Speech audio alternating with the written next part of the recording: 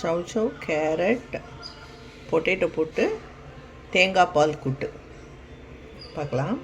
அது வந்து வெஜிடபிள்ஸ்லாம் கட் பண்ணிக்கலாம்.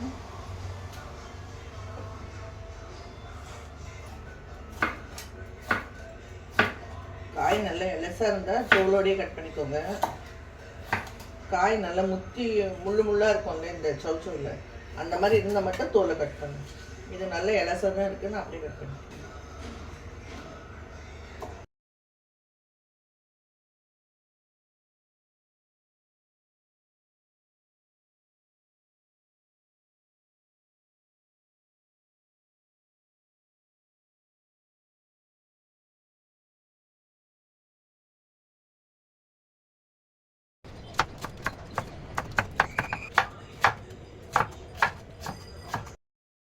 வெண்டைக்காயை நல்லா வாஷ் பண்ணி வச்சுருக்கேன். தண்ணி வடி வச்சுருக்கேன். நல்லா வடிஞ்சிருச்சு. வெண்டைக்காய் காரக்கறி பண்ணிடலாம்.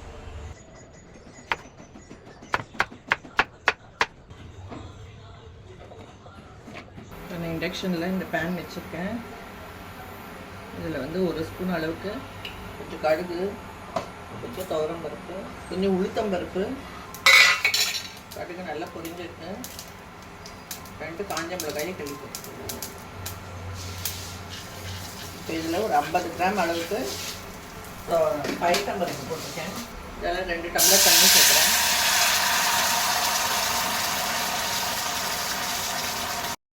ரொம்ப கட் பண்ணி வச்சுருக்க வெஜிடபிள்ஸ் எல்லாம் சேர்த்துக்கலாம்.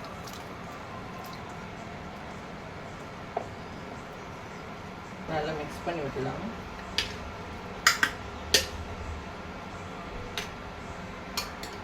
காய் முழுகி மேலே வர மாதிரி வேண்டாம். கொஞ்சம் கரெக்டாக காய் இருக்கிற அளவு அதே அளவுக்கு நீங்கள் தண்ணி விடுங்க. ஏன்னா இப்போ நம்ம தேங்காய் பாலும் எடுத்து சேர்க்க போகிறோம். அப்புறம் ரொம்ப தண்ணி ஆகிடும். மீடியமாக தான் கரெக்டாக தண்ணி வச்சுக்கலாம். நான் கல் உப்பு இவ்வளோ போடுறேன். இப்போ கலக்கிடலாம். இதை மூடி இது வெயிட் போட்டு 5 விசில் வர வரைக்கும் இதை வச்சுட்டு எடுக்கலாம். கரண்டி தயிர் விட்றேன். இதில் 1 ஸ்பூன் காஷ்மீரி சில்லி பவுடர் போட்டு 1 ஸ்பூன் தனி மிளகாய் பொடி போடுறேன். 1 ஸ்பூன் அளவு இருக்கிற அளவுக்கு கடலை மாவு போடுறேன். கொஞ்சம் அரிசி மாவு சேர்த்துக்கலாம். இப்போ இதுக்கு நான் சால்ட் போடுறேன். 3/4 ஸ்பூன் அளவு போடுறேன். பெருங்காய பொடி போட்டுக்கிறேன். இதை வந்து இப்போ நம்ம நல்லா மிக்ஸ் பண்ணி விட்டுக்கலாம். எதுக்கு இப்போ இந்த தயிர் சேர்த்துப்போம்னா இந்த வெண்டைக்காயோட குழகுழப்பு வந்து போயிடும். இதை வந்து நம்ம 5 நிமிஷம் இதை நல்லா மிக்ஸ் பண்ணிவிட்டு அப்படியே 5 நிமிஷம் ஊற வச்சுருங்க. வச்சுட்டு இதில் வந்து எல்லாம் உப்பு காரம் எல்லாமே இதில் நல்லா இறங்கிடும். இதில் ஒரு 2 ஸ்பூன் அளவு எண்ணெய் விட்டு கொஞ்சம் உளுத்தம் பருப்பு, மஞ்சள் தூள் போட்டுக்கிறேன். கடுகு நல்லா பொரிஞ்சிருச்சு. கொஞ்சம் கருவேப்பிலை போட்டு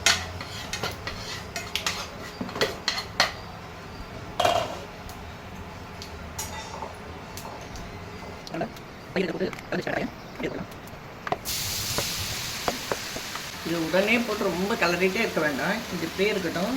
இதை வந்து கொஞ்சம் ஹீட் மட்டும் குறைச்சி வைக்கிறேன். குறைச்சி வச்சுட்டு மூடி வச்சிடலாம். இந்த வெண்டைக்காய் ரெடி ஆகிட்டு இருக்க நேரத்தில் நம்ம வந்து இப்போது பால் கூட்டுக்கு 1/2 ஸ்பூன் சீரகம் போட்டிருக்கேன். ரொம்ப சின்னதாக 4 பச்சை மிளகாய் போட்டிருக்கேன். ஒரு தேங்காய் எடுத்துருக்கேன். இதில் ஒரு 1/4 டம்ளர் தண்ணி ஊற்றுறேன். இதை நல்லா அரைச்சி தேங்காய் பால் எடுத்துடலாம். அரைப்புக்கு இன்னும் ஒரு 1/2 டம்ளர் தண்ணி சேர்க்குறேன். 2 மினிட்ஸ் ஆயிடுச்சு. எடுத்து நம்ம வதக்கி விட்டுலாம்.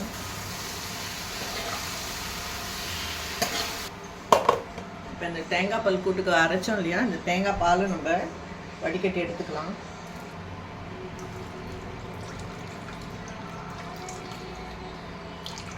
இது வந்து நான் ஒரே பால் தான் எடுத்துருக்கேன், திக்காக இருக்கிற பால் மட்டும்.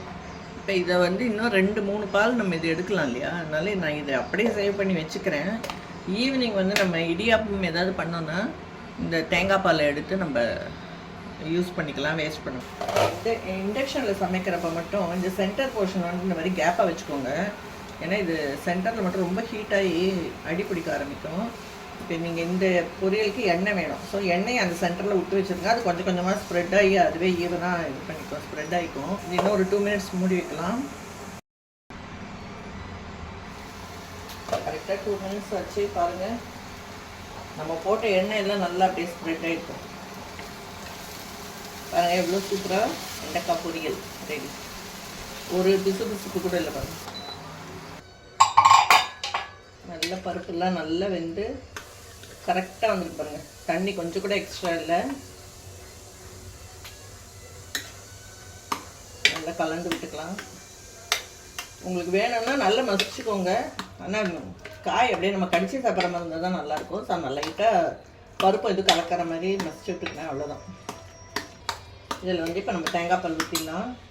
இப்போ இண்டக்ஷன் ஆன் பண்ணுறேன். ரொம்ப மீடியமாக வச்சுக்கோங்க. கூட்டே இருக்க நல்லா சூடாக தான் இருக்குது. இதில் இந்த தேங்காய் பாலை சேர்த்துக்கிறேன். இந்த பச்சை மிளகா சீரகத்தோட சாரெல்லாம் இதில் இறங்கிட்டுருக்கோம். அந்த காரமே போகிறோம். இது வந்து கொஞ்சம் ரொம்ப காரமாக ஸ்பைஸியாக இருந்தால் நல்லா இருக்காது. தேங்காய் பாலோட அந்த ஸ்வீட்டுக்கும் லைட்டான காரத்துக்கும் இது கூட்டு ரொம்ப சூப்பராக இருக்கும். வெண்டைக்காய் வந்து நல்ல காரமாக பண்ணியிருக்கேன். ஸோ இதுக்கு தொட்டு சாப்பிட்டோம்னா ரொம்பவே எக்ஸலண்ட்டாக இருக்கும். ட்ரை பண்ணி பாருங்கள். இந்த வெயிலுக்கு தேங்காய் பால் வந்து ரொம்ப நல்லது. வயிற்றை வந்து நல்லா குளுமையாக்கும். நம்ம சும்மாவே இந்த தேங்காய் பால் எடுத்து கொஞ்சம் சக்கரை போட்டு பசங்களுக்கு கொடுக்கலாம், நம்மளும் குடிக்கலாம். மத்தியானம் திருப்பி ஒரு வாட்டி காஃபி டீலாம் நம்ம அவாய்ட் பண்ணிவிட்டு இந்த மாதிரி தேங்காய் பால், இளநீ, நம்ம வீட்டிலே பண்ண முடிகிற லெமன் ஜூஸு, இந்த புதினாலாம் போட்டு லெமன் ஜூஸ் அரைச்சி குடிக்கலாம். ரொம்ப இஞ்சிலாம் வந்து ரொம்ப கம்மியாக ஒரு டேஸ்ட்டுக்கு போட்டுக்கோங்க. இஞ்சிலாம் வந்து ரொம்ப இந்த வெயிலுக்கு ரொம்ப வேண்டாம். அந்த மாதிரி லெமன் ஜூஸ் பண்ணி குடிக்கலாம். பாருங்கள் இந்த அளவு திக்காக இருக்கிறது. சாதத்தில் நம்ம பிசைஞ்சு சாப்பிட்ற மாதிரி இருக்கட்டும். இது வந்து ரொம்ப கொதிக்க வேண்டாம். ரொம்ப லைட்டாக ஒரு கொதி வர மாதிரி வரப்போ நம்ம ஆஃப் பண்ணிடலாம். நம்ம முதல்ல தாளிப்பு எல்லாமே போட்டுட்டோம். திருப்பி திருப்பி தாளிக்கெல்லாம் வேண்டாம். இந்த மிளகாலாம் கொஞ்சம் டேஸ்ட் பண்ணி பார்த்துக்கலாம். உப்பு சரியாக இருக்கும். சூப்பராக இருக்குங்க. இப்போ இது லேசாக கொதிக்கிற மாதிரி பபுள் வர ஆரம்பிச்சிச்சு. இதோட ஆஃப் பண்ணிடலாம். ரொம்ப டேஸ்டியான ஹெல்த்தியான தேங்காய் பால் கூட்டு ரெடி. அப்படியே மூடி வச்சுக்கலாம். சுட சுட சாதம், சுட சுட அவரைக்காய் பொரியல், வெண்டைக்காய் பொரியல்,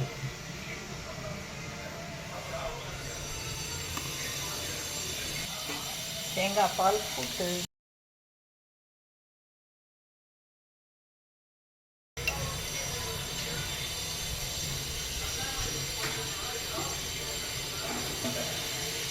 சூப்பரான சாப்பாடு ரெடி. எல்லாரும் வாங்க சாப்பிடலாம்.